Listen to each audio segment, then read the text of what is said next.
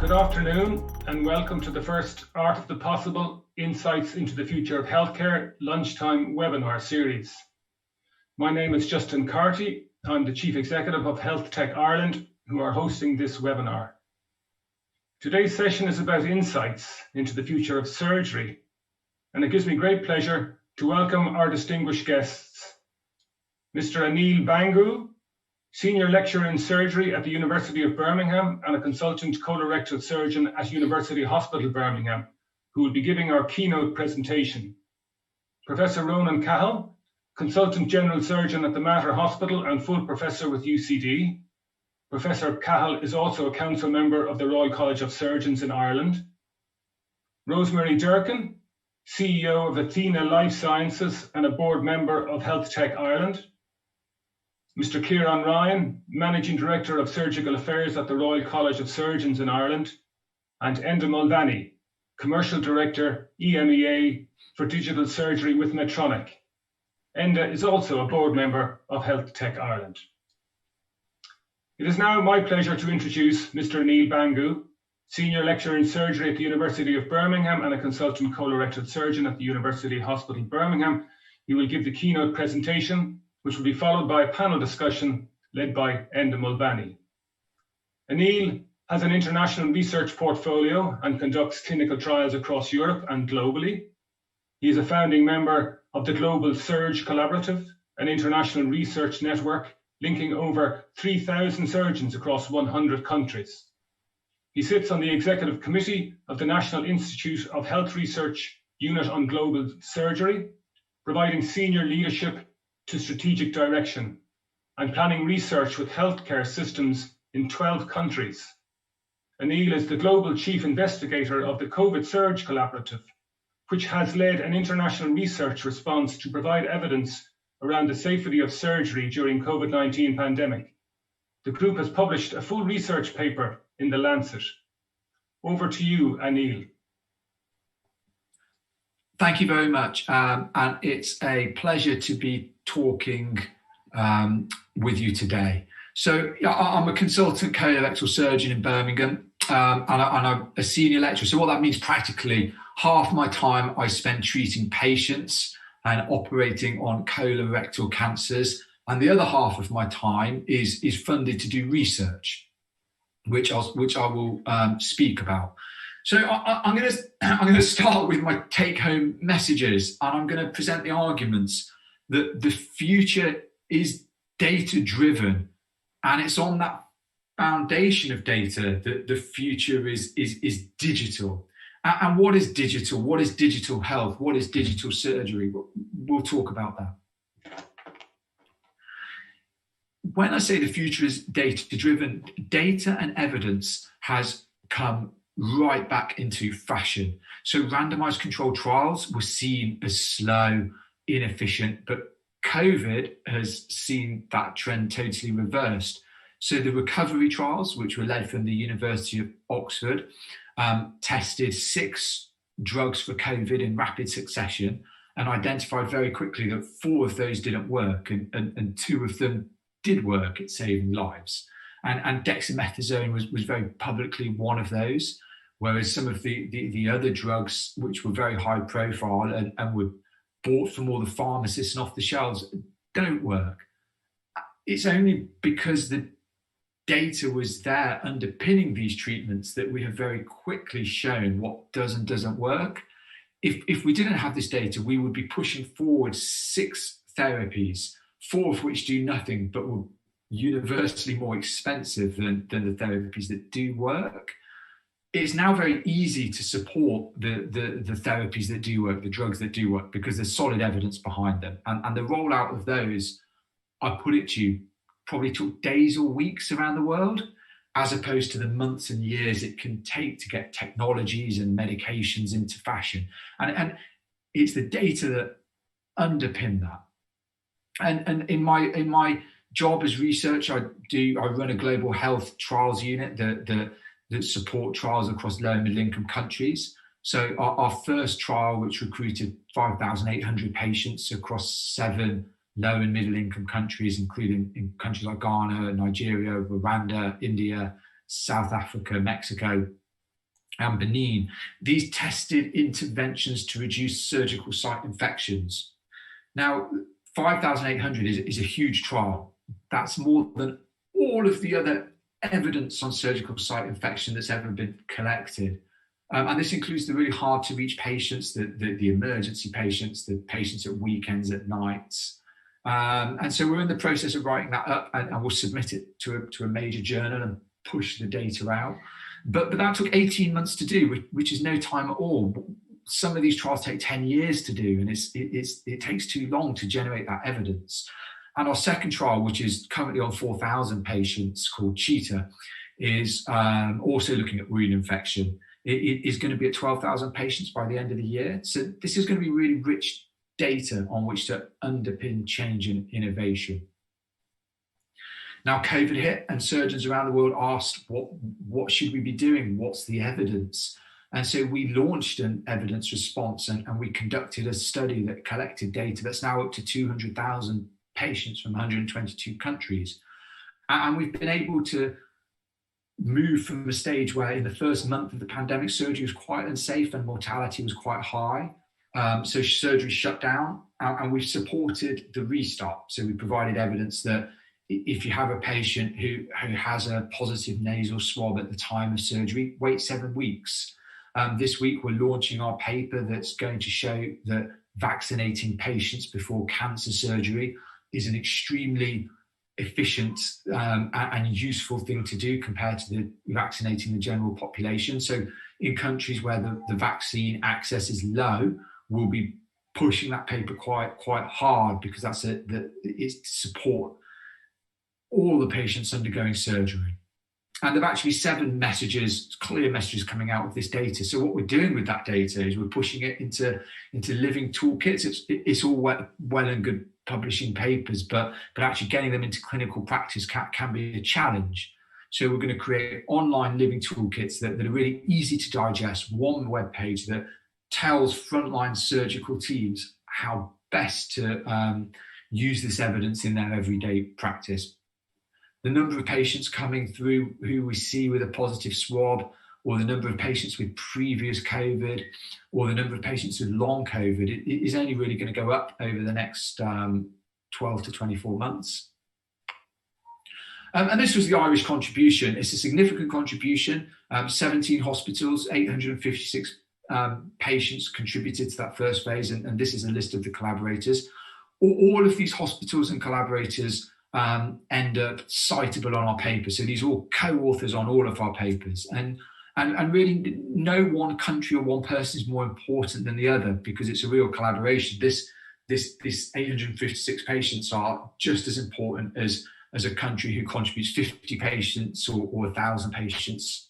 But what I'm saying is that Ireland has been a key collaborator in this. Irish surgeons have stepped up to the mark and contributed to this study, and they are a vital part of that data collection and the data response. So I'd like to pass my thanks to that Irish surgical community for supporting these studies.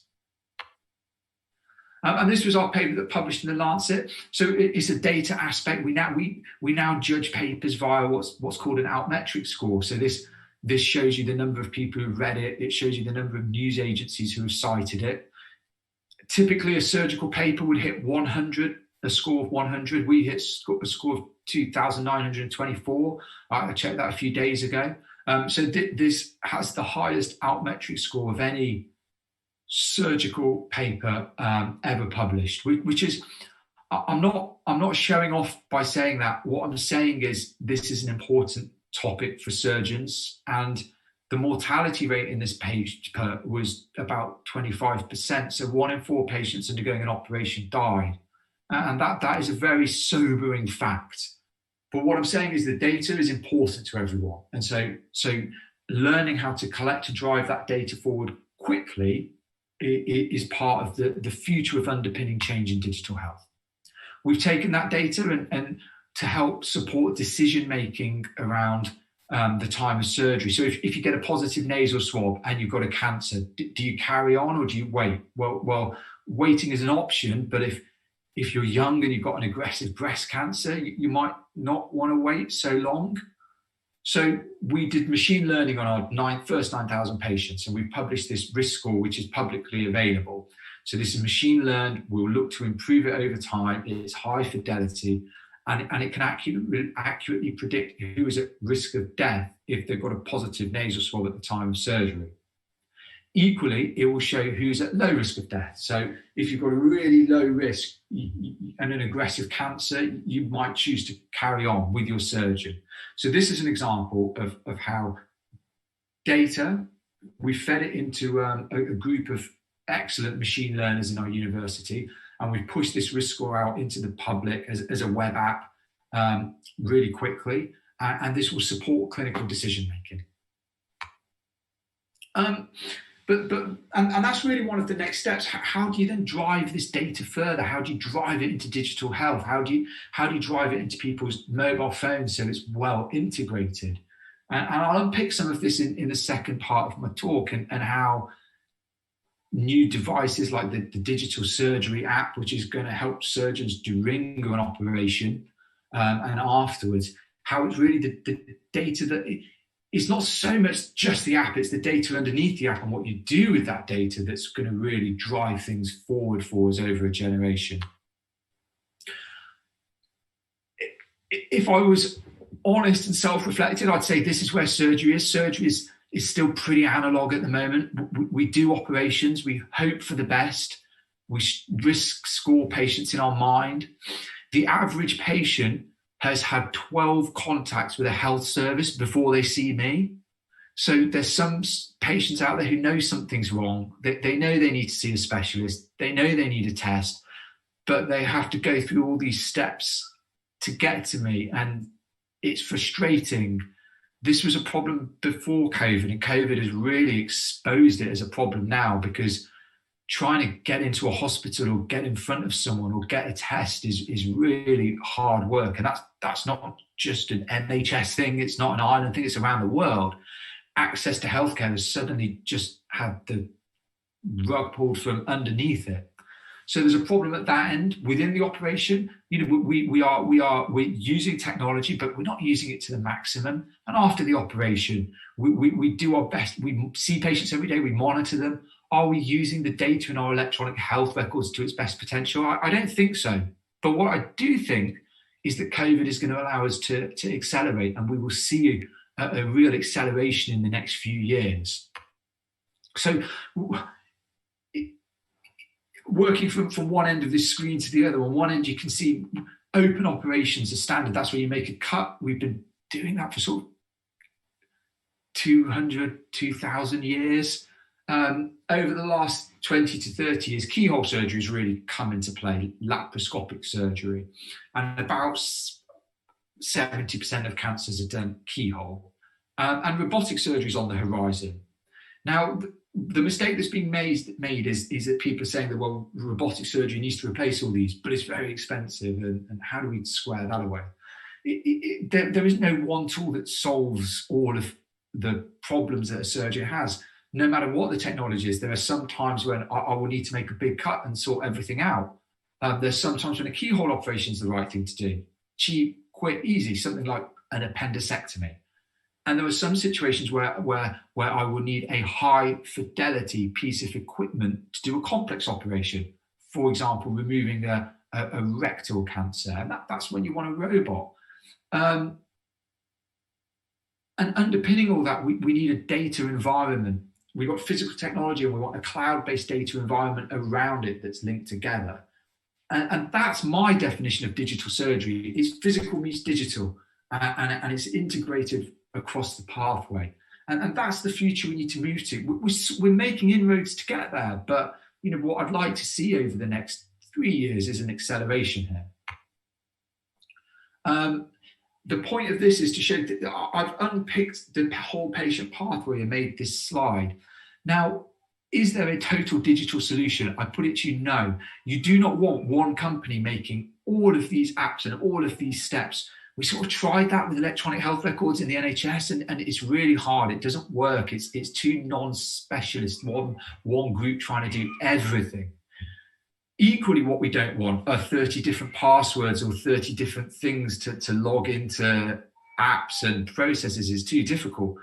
What we do want is an app at the start of the journey that will communicate with something in the next step, that will communicate downstream so it becomes seamless. And we've got that on our mobile phones. You don't have to log into all these apps. The apps are there. As long as you log in once centrally, you've got access to all these different systems you need. You don't want your bank to be doing your Amazon as well. You want different apps for those, for different user reasons. And so from the digital software side, we need to see integration, but we definitely want a lot of different players in the market, because that's how we're going to drive speed. That's how we're going to drive innovation.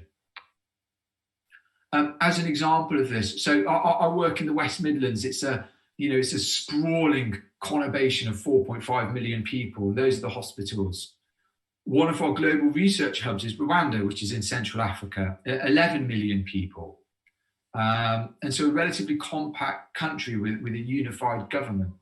Now, at the moment, what unites these in all these hospitals, they all sort of have different health records. They all have different surgeons, but patients can turn up to any of them, and patients can turn up with the same problem. And it's quite inefficient. What I would like to see is a future where I'm supporting 4 or 5 hospitals around my region, and there are a group of other people doing operations and seeing patients. And at the moment, if I need to see a patient from which you can get a lot of information, I'll be able to see it through the app on my phone, or be able to see into the operation through high fidelity eyewear and wearable technology, and then that encounter will be recorded and sent straight to the patient's health record. And what you will then get is a lot of efficiency, because you need fewer surgeons on call, which means that we can do more at other times. It'll save the health service money. And the same in Rwanda, that there are 50 surgeons across the whole of Rwanda. So they don't have the luxury of having a senior surgeon in every hospital. Could I see senior surgeons sitting in the big hospitals in Rwanda, supporting all the peripheral hospitals with eyewear and apps and digital processes? Definitely. This is one of the integrated futures that, as surgeons, I think fits with the idea of having keyhole surgery in this hospital, a robot in the hospital next door, and then patients moving seamlessly between environments. The concept is get the right patient to the right place at the right time and support them with digital processes. We're working on a startup called Atrio. So as I said, there is a massive problem with access to care at the moment. And most people, they want some simple advice and they Google it, and it's not safe, it's not efficient. So we're programming up an interface which covers the common cancers and the common operations, and it will allow patients to get really high fidelity advice. It's like seeing a surgeon. This is like having a surgeon in your pocket.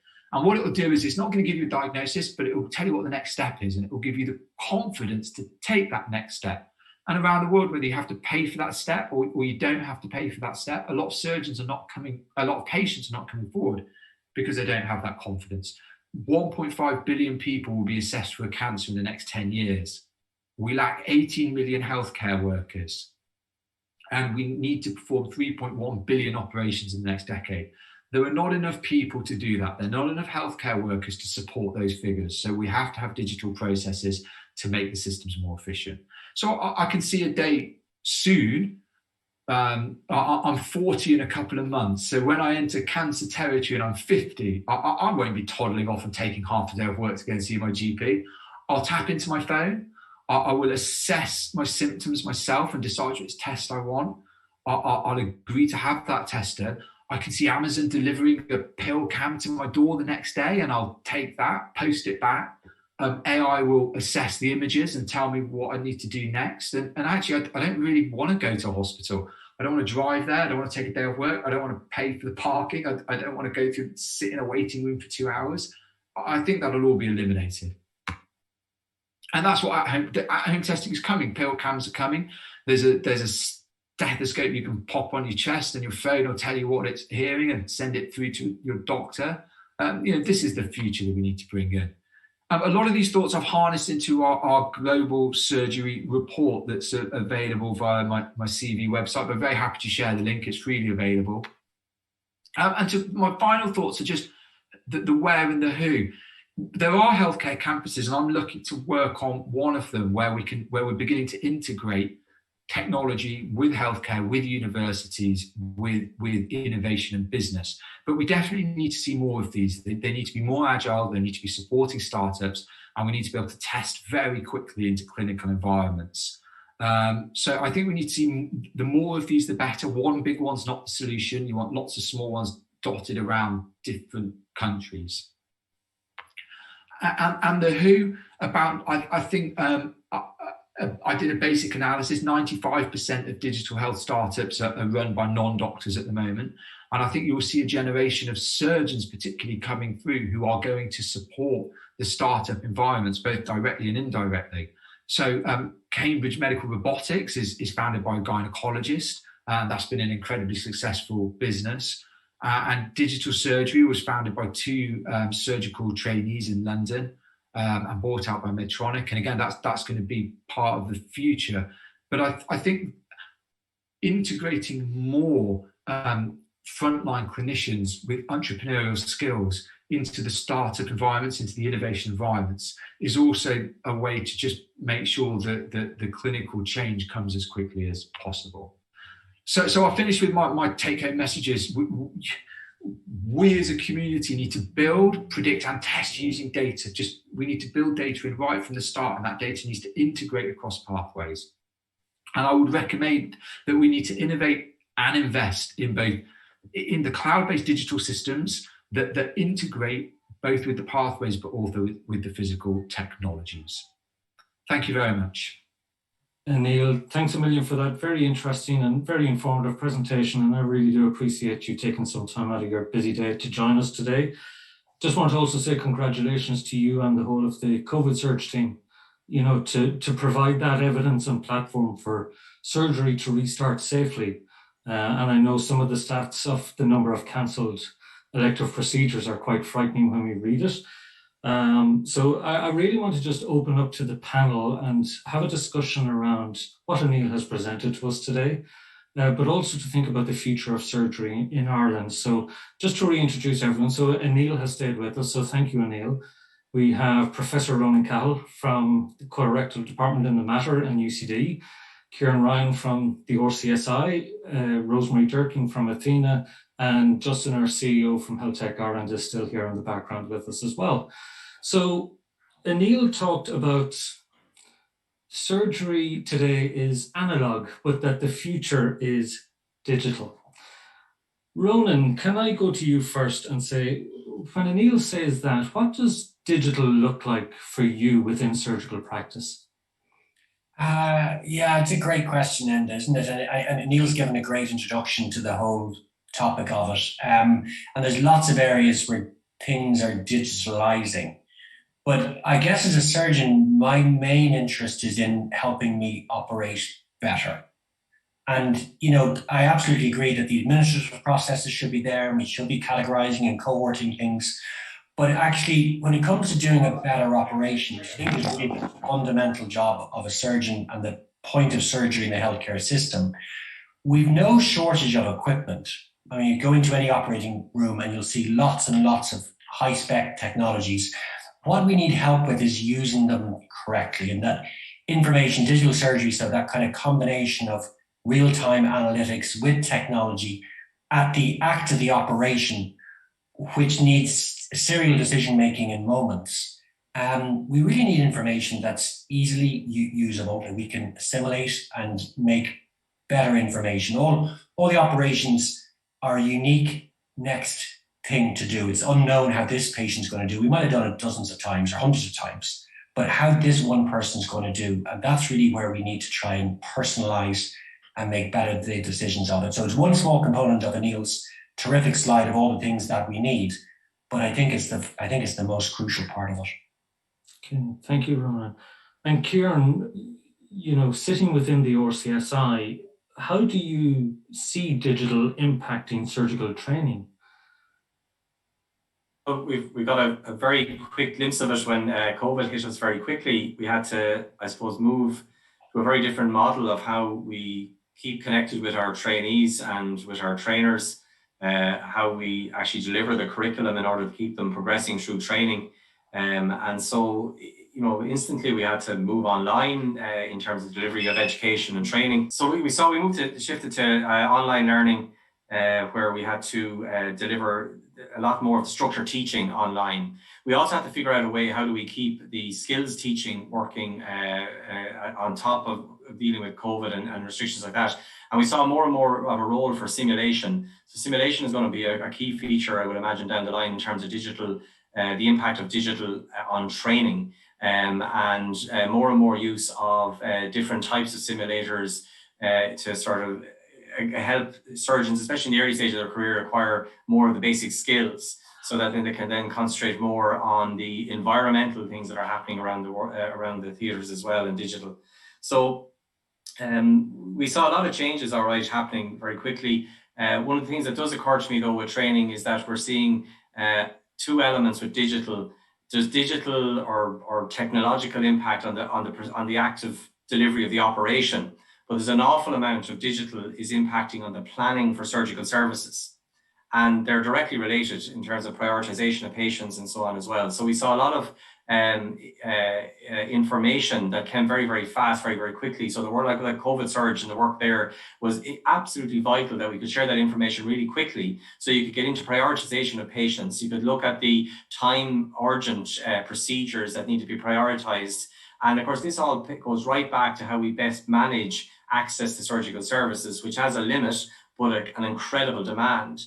And so that combining of how we plan and develop surgical services and access to surgery, and then actually in the operation itself and how that should work. I think that's where the future of training, we have to see how do we get that into our future surgical trainees to understand the role digital plays in planning and the role that digital plays in the execution of the craft. Okay, thank you, Kieran. Rosemary, if I can jump to you, just with our Health Tech Ireland hats on us, and we look at this from an industry perspective, when we've heard what people who are immersed in this problem around COVID and the future are living with, what challenges do you see from the industry side? In transitioning from this analog world that Anil talked about into what is a data-rich digital future, where does industry need to go? Gosh, well, as we know, the sector is actually very diverse. So I think it depends where you're coming from within the sector. So we have, over 150 members, and they're coming from the device side, diagnostic side, or the digital side. So for the more traditional, I suppose, health tech, medical technology companies, it's probably a rethink of the business model and how do we integrate with the healthcare sector slightly differently. And from the digital side, if you're a digital technology provider, it's how do we integrate ourselves with the medical technology world? So I think it depends where your business is coming from, but there's certainly it's going to be a change in business models, whether you're a multinational or an SME or a startup. And I think it all comes around through maybe collaboration or maybe cooperation. So how are we going to work together to get this right? And if you are trying to develop new products and services that can be digitalized, that's a very difficult thing to do on your own, because a lot of this is about process, and each healthcare, facility may do things slightly differently. So you really have to work together and try and communicate those patient pathways correctly to try and build a solution around the patient and around the staff as well within the clinical setting, so that a value can actually be identified. So we don't identify the value and communicate that value, who's going to pay for that value? So it'll come down to so how can these digital solutions be actually procured in a traditional system? So I think there's probably a lot of challenges. I don't think there's just one. I think there's probably several, but I don't see us as an industry being able to do it on our own, nor should we want to either. I think it's going to be a real cooperation model, whatever that might look like. Okay, thanks, Rosemary. And Neil, can I circle back to you for a second as well, having heard what everyone has said there? And I mean, you talk in the COVID surge outputs around this digital acceleration across the whole pathway, etc. And yes, if we keep looking to the future, we never change the present. So what do you think can be achieved, even in the short to medium term, that can have a major impact for patients? I think that, and as we've shown, that there are types of data already available to us. And so leveraging those data and getting them into systems and people who can work with that data to push out messages around decision making will be key. And we've shown how to do that with machine learning of real data. I think that industry and hospital will have a key role to really accelerate the products that were or are just about ready to come to market. Now, traditionally, there would have been this relatively long period of negotiation followed by some form of contracting. And I'm hoping what we'll see is a sort of slightly model change where industry will be placing these technologies into hospitals a lot faster, either on a sort of rental basis or try before you buy basis. And that will enable us to sort of overcome some of the issues that you hit with financing and contracting. Now look, I appreciate I've given you a slightly naive overview of the realities of negotiating with hospitals. But I want it to be a bit aspirational, because I know there are technologies that are available now that are and Ronan mentioned it, that are underutilized. And those are both within the patient pathway, within the operating theatre. I agree. There are marginal gains to be made from existing technologies, and I know they are out there. I come home in an evening after an operation and I cannot analyse my performance effectively. We're making decisions during operations on what structures are, what we can see, and the concept of micro-transgressions that don't need to be made with the naked eye. And there are technologies out there already. So I'm hoping that we can transgress some of the blockades to move the existing technologies into the clinical market within 6 months from now. Okay, thank you. Ronan, I'd like to come to you on a point. There was one slide that Anil showed, and I really like the slide. It's where he showed the place for everything, where you still need open surgery, you still need minimally invasive surgery and robotic surgery. But, you've been at the forefront of introducing new technologies and thinking differently as well surgically. But how easy has it been to introduce new technologies into practice? And are there any new technologies in particular that you believe will accelerate? Yeah, it's a great question. And how does the future happen today? It's about kind of, I suppose, in the early phase, it's about having a champion. Trials are driven by the investigators, and someone who's really excited about the problem to be solved and the possibility of solving it is terribly important. And you mentioned the importance of the surgical entrepreneur. But I think the ecosystem is there to allow that to happen. I think the bigger kind of area to unlock is just the surgeon, access to surgical insights and to patients. And that awareness that actually, being a surgeon is all you need to be. And that surgeons can develop deep surgical specialism, further specializing the specialists by that deep embrace of the technology and the problems that they're kind of dealing with. Because to scale new technologies into it really needs, and that's what we need in 21st century surgery, is not kind of hotspots and cold spots or areas of excellence and areas of general just competence. We need to shift the whole field up to proficiency everywhere surgery is happening. And maybe rather than getting new bits of equipment into the theatre, we probably need to make the best use of the bits of equipment that we have.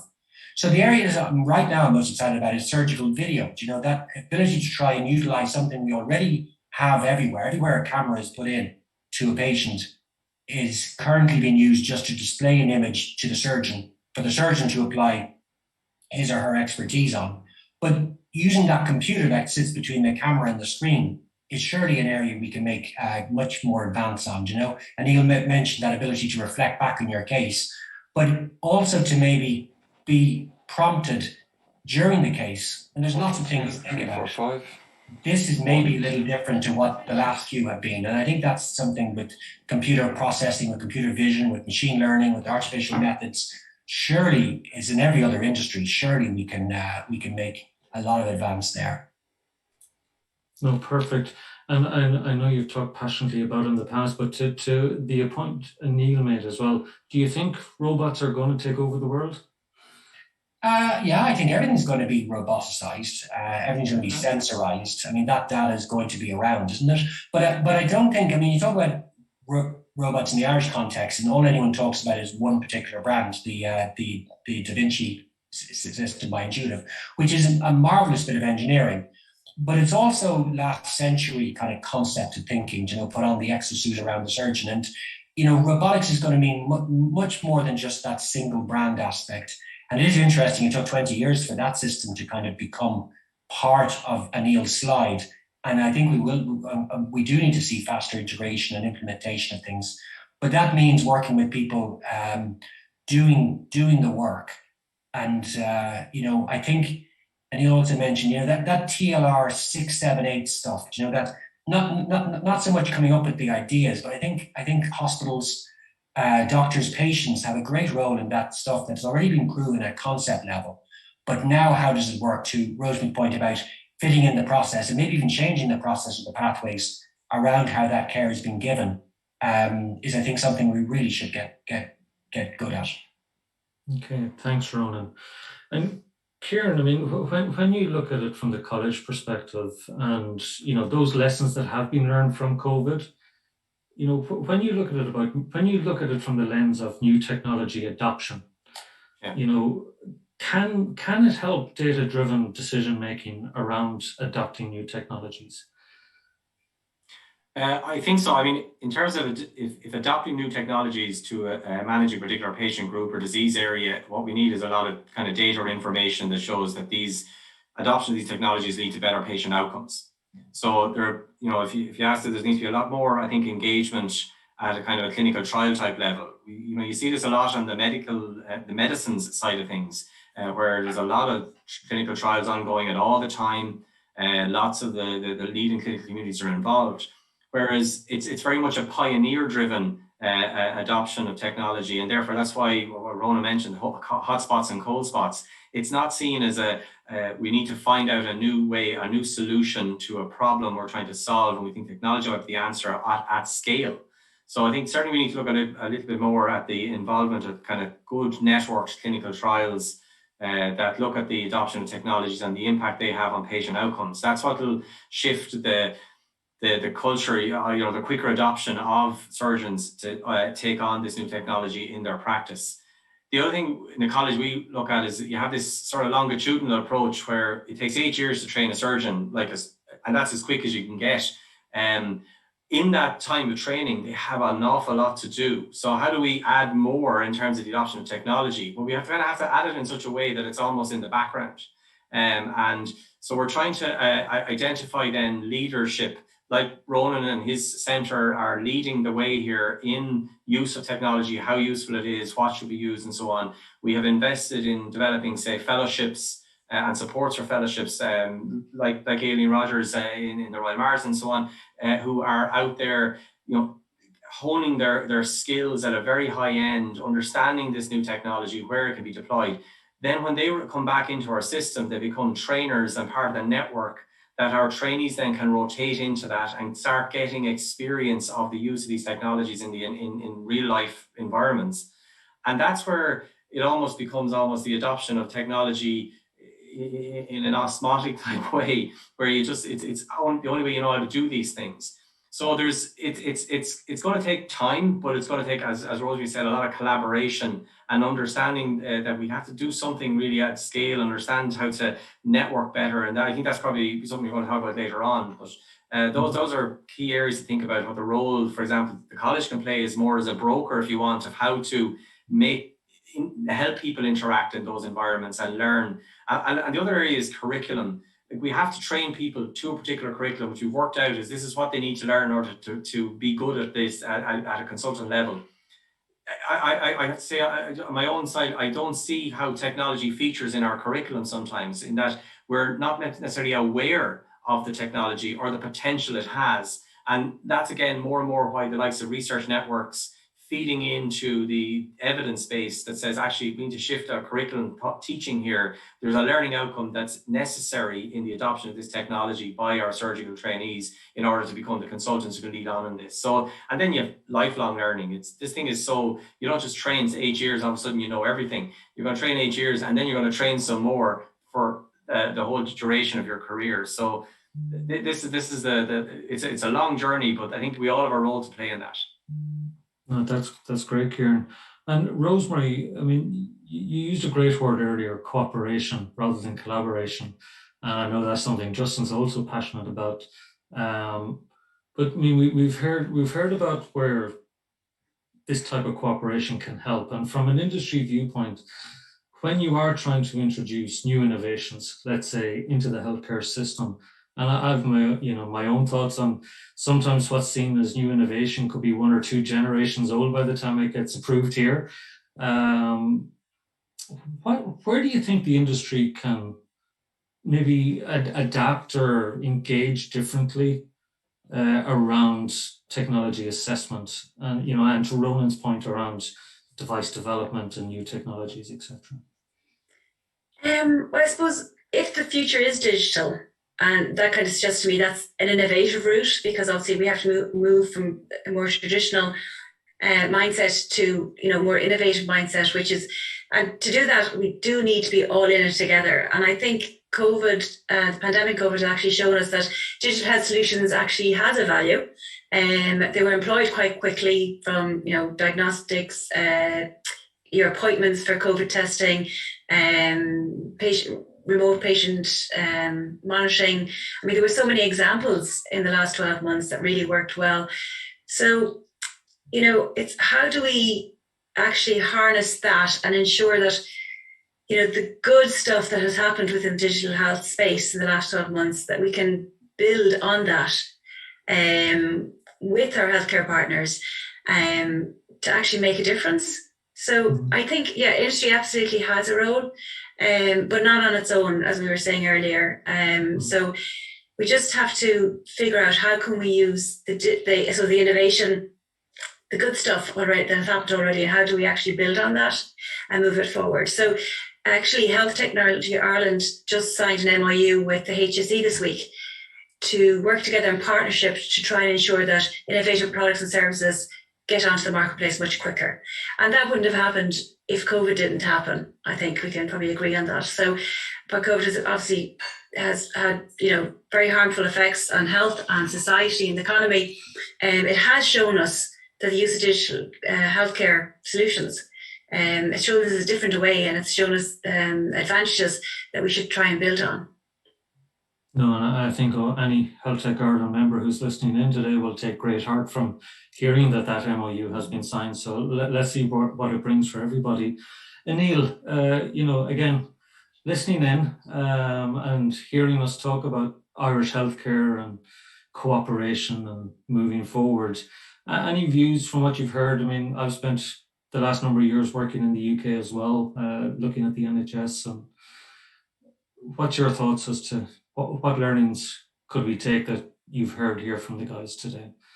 I think your one of your strengths is that you've got strong surgical leaders and a strong college. And I'm not just saying that because of the people on the panel. What I mean is that if you have these champions for patients and you have the next generation being championed for as well, you can sort of begin planning for the future. I think if you don't have that and you don't have an infrastructure around surgery, you're in trouble. And there are countries around the world where there are not colleges and where there are not leaders. And what you have is you have individual surgeons who have been trained outside of the country, and they sometimes return to the country, and they may set up a purely private practice in a building. And then there's no need for them to invest outside of that environment ever. They don't need to talk to anyone else. They don't need to invest in training. They don't need to invest in other people. And that does happen around the world. We don't hear so much about it. Whereas, Ireland, similarly to some of our practice in England, but strong college, strong leadership. You've got, I'm 2 years into consultancy now, so some of your current senior trainees, I know them, and we used to spend time together, go to all of the conferences, and they are incredible people. They're future leaders. Harnessing them and also equipping them is going to be important. I don't think surgeons are natural, business leaders, innovators, nor do they need to be. I accept that 97% of surgeons don't need that skill set. They need to be doing operations, and they need to be protecting patients, and they need to be improving their skills, as we've discussed. But there will be this small group of surgeons who you do want to bridge the gap, and you do want them to innovate.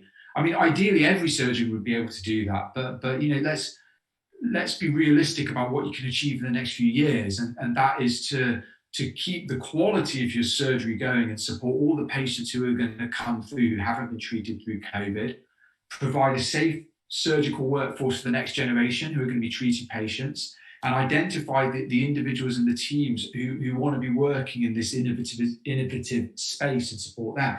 And then you bring the industry in to support them, you bring the startups in to support them, and when you've got this ecosystem, that's what's going to make the next 5 years, not the next 10 years. Let's talk about the 5-year window. Really exciting.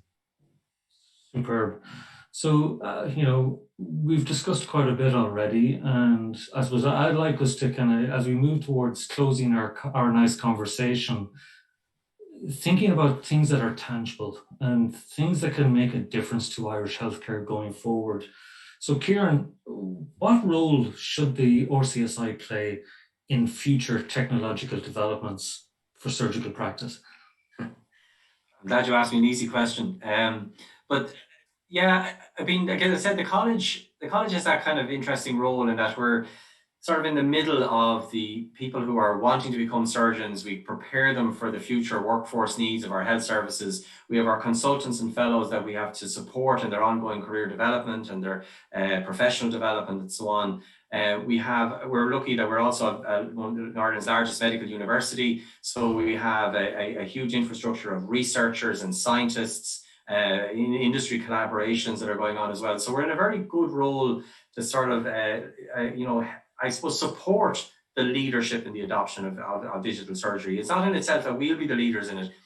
That's not, I'd say, our role really as a college. We're there to support the likes of Ronan and other surgeons that are, and Calvin Coffey and Limerick and so on, that are taking the lead in adapting their practice, looking at how new technology can be brought into their practice. But then the college can support, well, okay, how do we work out the training that's needed to bring trainees through that, rotate them into it so that they can see what's going on. They get some experience, opens their minds start to say, I think I would adopt these things.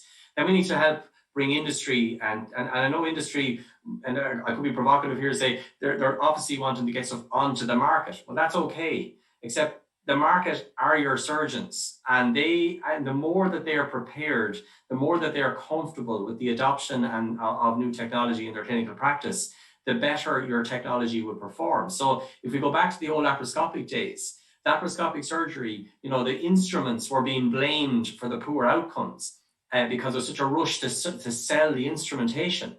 But actually the problem was the people who used the instrumentation were trying to figure out how to use this, and they were maybe choosing the wrong patients, maybe adopting it into the wrong procedure, and therefore outcomes were being quite varied and not what was expected. So it could have damaged that potential, except luckily good researchers got together, started looking at the outcomes, started looking at the training, and got the standards in place. So all new technology has a role, but the way you introduce it into the people who are responsible for patient care has to be really thought through. So the college, I think we understand how to train and support and what a good surgeon looks like. So, we have that role, I suppose, in helping bridge the gaps and better communicate all these things. And I'd love to play a bigger role in that, to be honest. If we could get after this, maybe some sort of a forum or something where we start developing better plans around this issue. We'll definitely circle back to this before we finish today, Kieran. Ronan, I mean, to that point that Kieran was making about, adoption of new technologies, etc. From your viewpoint, in your role, where should surgeon input commence on surgical technology and assessments? I think our biggest role is in that late stage advice, getting it first in man work. The latest trials, as Neil shows, are going to be international and collaborative. But we should, take a line out of the pharma book, and that's, Irish patients should get access to new technologies. They should be part of that development, and they should be allowed to influence the type of areas we're improving and perfecting. So I think it's the realization that surgery needs to advance and is advancing and will advance through technology. We're very close to it at the moment, and we have some insights about it. Although the older surgeons often have all their workarounds. We've often learned how to minimize a problem by dealing with it in different ways to it. So there's a big role in that younger surgeon, or the almost the naive user to an approach to try and realize that this is a problem. There is a better way of doing about it. I think we should be confident in articulating the value of surgery to Ireland and internationally, but including at economic level. We should be able to explain ourselves to it. And not just, maybe Neil might comment, but we often tend to research in disease-specific spaces and almost kind of hide the fact that surgery is part of the process to it. And we look at biomarkers and other kind of basic science kind of aspects to it. But there is a need to have a safe, helpful way to look at new technologies, and that needs to be distributed, because the best group or the best trial can't just be one place, one person, one center, and it should be able to make sense maybe in smaller hospitals, in regional hospitals. And I hope, Kieran, and we've been talking about this, that we should be able to help the right people make sense. You build teams of people work with people. It's not institutions working together. It's not Medtronic with RCSI. It'll be Enda and Kieran. And, that's the kind of approach too. And the right people bring the institutions along with them.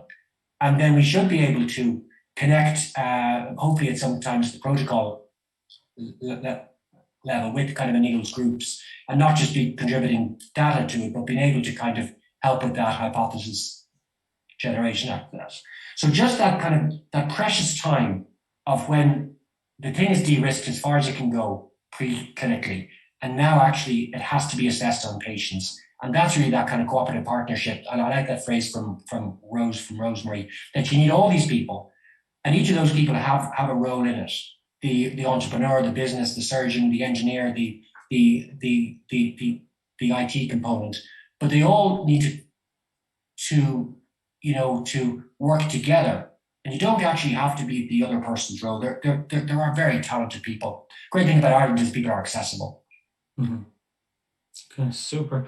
And Neil, I saw you doing a lot of nodding there. Do you want to comment on what Ronan has just said?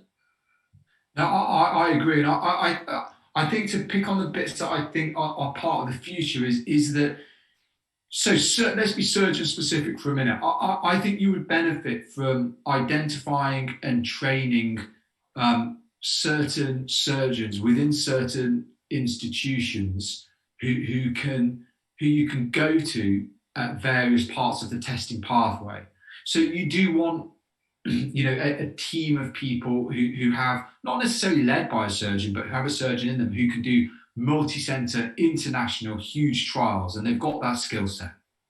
But you also want a surgeon who knows how to, as described, do the first in man study and do those really early studies and get the technology from the company into the patient, and actually have it working in a research environment. Those are different skills. They are not the same skill, and one person can't do them both because there's just not enough time in the day, especially if you're operating on patients as well. So having these people with different skills, and you may even choose to support a few of the next generation with startup entrepreneurship grants so they can develop a different set of skills. And then what you do is you create an ecosystem of people who you can go to for different things, but who can also work together. That can be quite loose. It doesn't have to be rigid. You don't have to have this, this is the only person who could do this early phase testing. You could have several of those people, but then the early phase testers can link up to the late phase testers. And ideally, once you've done your early phase testing, there's this pause at the moment from when the first thing's done, and then you publish a paper, a year later, the paper comes out, 2 years later, you've got funding for your next study. And I find it very frustrating. Interestingly, COVID has accelerated our publishing process. One of the journals, Anesthesia, published our last paper within 2 weeks of submitting it, and we did a global webinar within a day of publication. And that is a cycle of speed. I can't go back to the old way now. The old way was you submit a paper, you don't know when it's going to get published. 6 months later, nothing. I can't go back to that. So upskilling your next generation coming through and having this ety of people who could link together, that will require some investment. It will require some leadership. But that is something you could start relatively to be tangible, as you say. That's something you could start relatively quickly, knowing some of your senior trainees, they are interested in this stuff. Mm-hmm. No, a couple of great points there. And I mean, I think it probably maybe I'm just getting older, and I fear going back in one sense that, somebody said on a call the other day, they had been discussing working from home for 3 years within work streams in their business. COVID struck and they had the problem solved in 3 weeks. And, sometimes I think there's often too much talk done and not enough action. So, Rosemary, can I just close this section with you then, in terms of everything you've heard, from a Health Tech Ireland perspective, what do we need to do going forward then as an industry when you've heard the input here? Wow, I think, particularly the last conversation, it sounds like we're all on the same page, which is fantastic.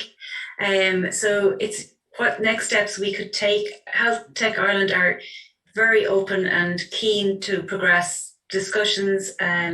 Whatever we need to do, we will do. I mean, the board are completely bought in. Our members want to move ahead. As Anil was saying, we just can't go back to the way things were done. We need to move forward. So I think, real discussion with real actions and focus and breaking it down into, manageable bite sizes would be really, really useful. And how we kick that off straight away, I'd probably take people's opinion on that, because if we're going to work together, we have to listen to each other as opposed to just driving our own agendas. So we need to take an understanding of all the stakeholders involved and where they want to bring this. But the door is certainly open. More than that, I mean, I think people are really keen to push ahead and see what we can do. So you've pretty much taken my last question, Rosemary. Oh, sorry. You're fine, because it's a perfect door opener. And it really was, everybody that I've listened to today, and I, from talking to everybody, even within the industry, everyone is very passionate and invested in Irish healthcare and ensuring that Irish patients have access to surgery and get the best outcomes we can achieve for them.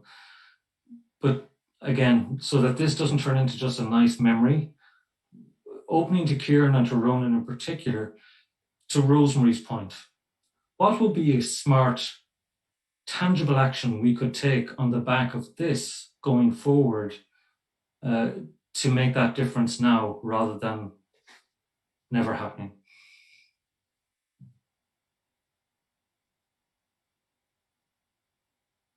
Everyone's on mute. Kieran, you're welcome to go first. Fair enough.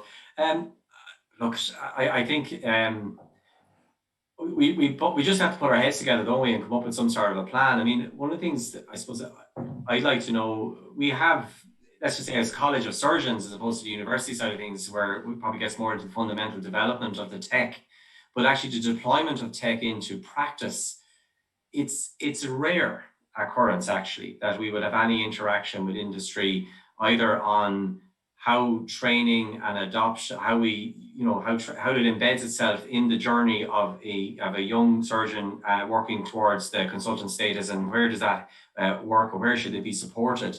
And I get there's a lot of work being driven on where we need to sell the instrumentation to the HSE, to the hospital, and hopefully they'll buy it. Well, that again would end up in the same scenario where really what we need to do is build lots of warehouses to hold all this stuff, because there's not enough people who know how to use it, and it won't get used often enough, which is an absolute crying shame and potentially a big waste of money. And so, I think a little bit more engagement around actually how do we find things that are absolutely going to be useful and be used, and understanding that what drives a College of Surgeons is about the evidence base on outcomes to patient, or improved patient safety, or improved efficiencies in access to surgical services. That's what drives sort of change in our world. So maybe this is where some sort of way that we find a forum or something that brings us together to start to learn to communicate on what all of our individual drivers are, and then how do you find common ground in those areas. So we would argue, ultimately, we all want better patient outcomes. But it's just how we all believe that is delivered, or what we define as what a better patient outcome means. That's maybe where a bit of work and discussion and talking is. So I don't think there's enough opportunity, and maybe COVID hasn't helped, of course, because there's no seminars and conferences and all the usual things we network on. But actually, what we found is that with the virtual world is actually we've had a much more global reach in our impartment of knowledge. Like our charter week, if it was held in person, would normally have 300-400 people attend. We had 3,500 people registered this year for the full week. And we from all over the world. Our ability for, say, Ireland and Irish surgery, and that includes industry in Ireland as well as Irish surgical practitioners, to say actually they're leading the way here on this. We didn't know this is what was going on, and so Ireland has a very unique position in that we have lots of leading people in engineering and in technology, and we have lots of leading surgeons, and we have a network around the world that you wouldn't believe. So I think there's just huge opportunity if we just got our heads together, and maybe that's the key next step is let's just get our heads together and see what we can come up with, Yeah, perfect, Kieran. Ronan, do you want to give one final input on this? Yeah, I think we need to listen a bit. It's lovely to get to talk, but I think we do need to listen. And the key people in this conversation are the people who are watching, Justin's colleagues. And it'd be terrific if there's a way, Justin and Rosemary, for those people to come into the conversation. The great thing in any conversation, though, is to have something to do, something tangible, I think Neil mentioned. And that's where often that late stage device is really great, because you got something that really can be focused on and can be done. And the early stage stuff can all happen afterwards, because once you have kind of contacts and connections, you can always bounce ideas off people. But that's really what we found very interesting in the last 12 months or so, is that there's a number of companies with something, there's been a lot of investment in it, a lot of investment by the state and by the people's time, that needs to hit a milestone in its certification or in its next stage to it. And the normal way they had it going about it, to go abroad, has been undermined by this pandemic. And they've maybe, I suppose, given us a chance to contribute a bit to it, and it's terrific. We're delighted to do it. The public institutions should be part of that public effort, Ireland 2040. And we should be looking at these things as sure, maybe I don't know, is it going to be a really useful thing for patients, but we should be able to sincerely engage with it and help with the regulatory, the GDPR compliance, the ethics. All this stuff is just processes we know very well from the administrative world, and it should be able to be applied via our existing infrastructure, the CRC. And Neil mentioned some investment. I don't think it needs a lot to get started, Neil. And once you can show that you can do this, we can do this. Mm-hmm. I think then that becomes easier to fund correctly, rather than sort of thinking you know exactly all the things. I think there's listening and learning to be done. Fantastic, Ronan. Look, we're at time, probably gone over a little bit, so my apologies. Rosemary, Ronan, Kieran, can I say a big thank you for joining the panel? And Neil, especially, thank you for joining us today. Thank you for all the wonderful work with COVID Surge. And again, best wishes for the future, in that research work that you're doing. I'm going to close it at that. Thank you, everyone, for joining us today. I'm going to hand it over to Justin for his closing comments. Thank you. Well, thank you very much indeed. I have to say that was very exciting thoughts on what has changed over the last 12 months and what could be done. And so I commit now to, as a broker, so to speak, for all of the industrial and the health tech companies to engage with Kieran as Managing Director of Surgical Affairs in RCSI and see how we can drive the recovery resilience agenda forward. What I'm hearing is really that we need to integrate digital health into the healthcare systems, and what better place to start than in surgery. One of the things that wasn't mentioned that I'd just like to touch on leaving, there is a new openness to digital health by Irish, UK and EU citizens. So all the patients and all the citizens are ready and willing to adopt digital health. It's us that needs to drive it. So we have, capitalizing on all of this and just looking into the future, we offer a few specific recommendations for building on this momentum. In order to serve sustainable recovery and economic resilience, keep and build upon the digital health measures introduced during the pandemic. Hold on to those. Advance the European health data space. And Neil talked a lot about data. Data is power. Certainly we need to advance that. Improve incentives and reimbursement for digital health. And finally, create new models for developing and deploying AI for more sustainable healthcare. So here's to cooperating and working together. Certainly on behalf of Health Tech Ireland, thank you all very much, and we will take action on this. Thank you.